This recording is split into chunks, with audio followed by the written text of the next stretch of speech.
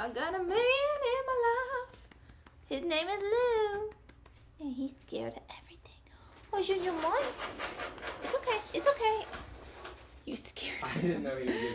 I almost got my eyes clawed out, but that's okay. I did it really. That's my black cat, and he's way skittish compared to my gray cat, who's like so chill. There's just a different type of cats in the world. Anyways, let's address the big elephant in the room, my hire to die.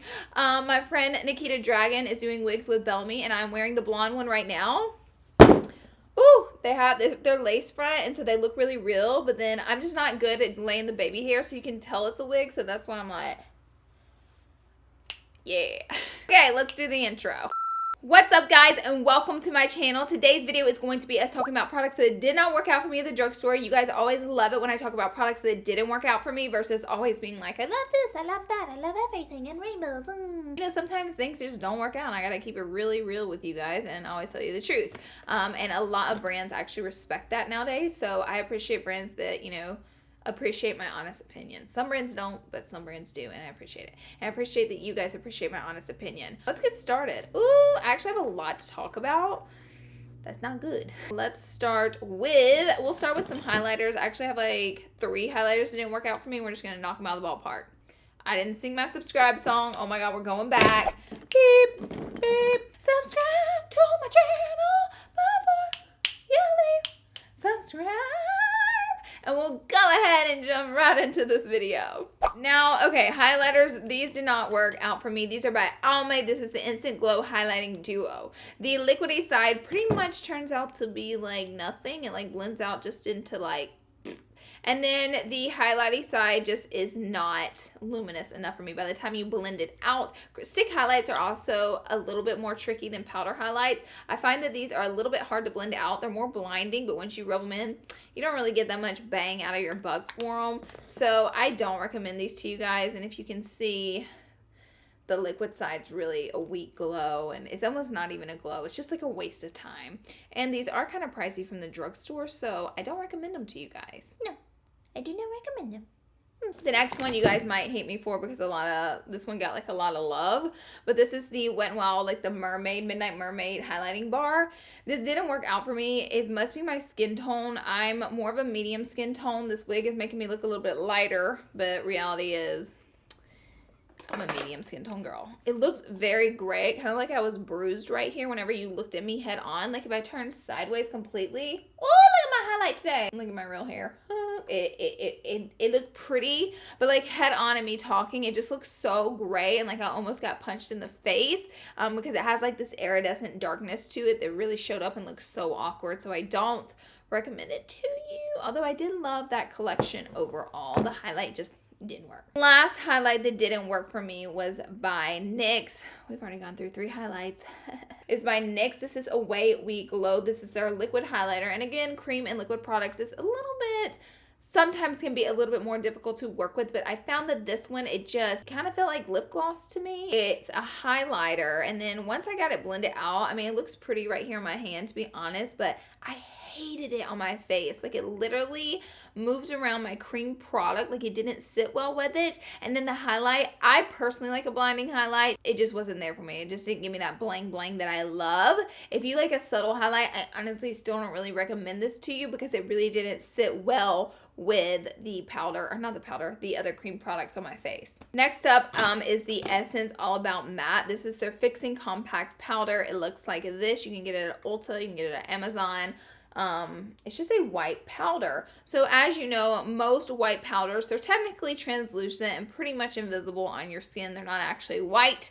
Well, my problem with this one is that it's white. And I put this on my face and I could not get, as much as I blended it in, I could not get the color of it to go away. Like it remained white on my skin. And I was like, this is not okay. Like it lightened my foundation by 2 shades and I looked like I had a crazy ring around my neck. I went in with it assuming that it would have been a translucent mattifier, but really it just puts off too much pigment and it makes your face way too white. So there's so many at the drugstore loose powders and powders that work out great. This is just not one of them that I recommend to you.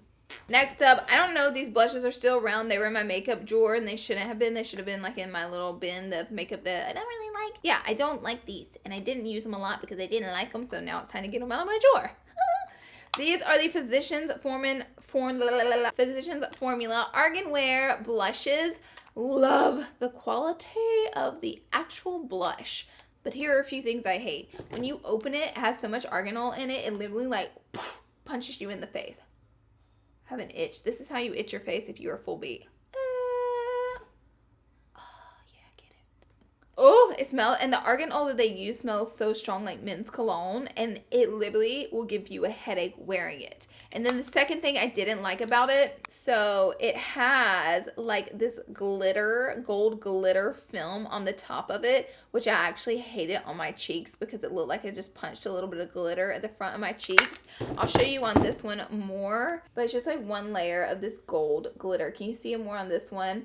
Like you're gonna respond to me through the screen, but you can put in the comment section. I really didn't like the layer of gold glitter on these. So with the smell and the glitter, these didn't work out for me. But I did like the quality and pigmentation of the actual blush, because on this one I got a little bit more through the glitter, but I don't recommend them to you. There's a lot of good drugstore blushes out there. Another drugstore blush that I recently tried out in my drugstore video where I was testing out products is the Almay Powder Blush. I really wanted to love these, to be real with you guys, but they have so much shimmer in them that they enhance pores. You pump a little blush right here, and this is a really prone area to bigger pores, or a big pore area where it shows up. So the luminosity on this was enhancing my pores, and not only that, I couldn't get the product to show up. I dabbed in it like 10 times, and we finally got a peach finish. So it's just not as pigmented as I need it to be. Like, I need a blush to have a little bit more than what this is throwing at you, and then the shimmer in it was like, to me. So I don't recommend it. I still got some products to talk about. I told you there was a lot.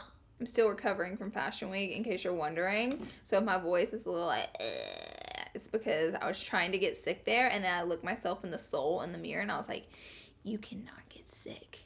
You better suck it up and get better right now. And hey, I'm better.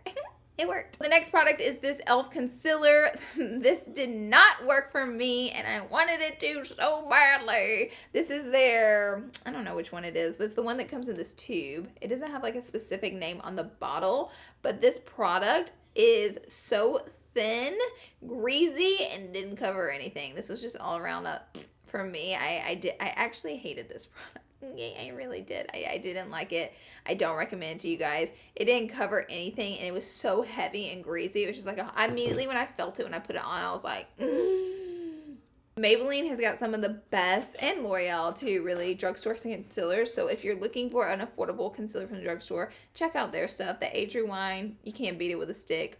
Next concealer I didn't like as a concealer. This is a brand new tube. Yes, because they sent these to me, but that's okay. They didn't work out for me. This is their brightening concealer, and it says on the package that it's supposed to have some coverage. It had no coverage whatsoever, and I hated it for the under eye. Like, now if you wanted to use these to contour with, they blend out really easy, so I find that it might be a better contour product if you buy it like a shade or two darker than your foundation, contour the face.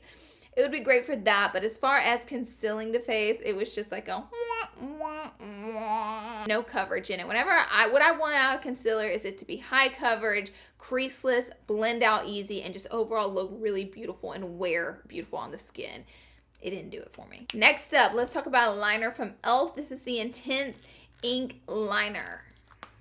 Gotta get her open. So this brush, I personally, now this is a personal thing, I have a little bit of trouble with brushes like this to get my wing right. I'm better with the bristled brush to like do the flick instead of a foam brush. Why did it just do the best swatch ever? So now I'm a liar. Great. The problem I had with this is it bleeds, and not only does it bleed, I have trouble with the wand, and I felt like whenever I was doing it across my eyelid, it was inconsistent in black ink. So I felt like some of it was watery. Oh, it's bleeding. I can show you about the bleeding.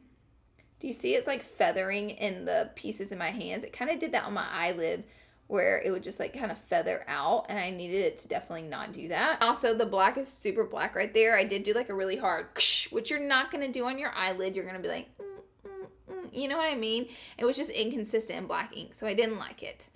Next, I have, lastly, we're almost done. I have two brow products that did not work out for me. This is the Brow Stylist Kabuki from L'Oreal. I think this product is for people who have these beautiful, perfect, full bushy brows like Manny MUA, and not for people like me who have to fake it and really draw on and like really focus on drawing on the brows. It looks like this. It's like a big brush. This is a new one as well. I get sent a lot of drugstore makeup. I'm very blessed in that area, I know.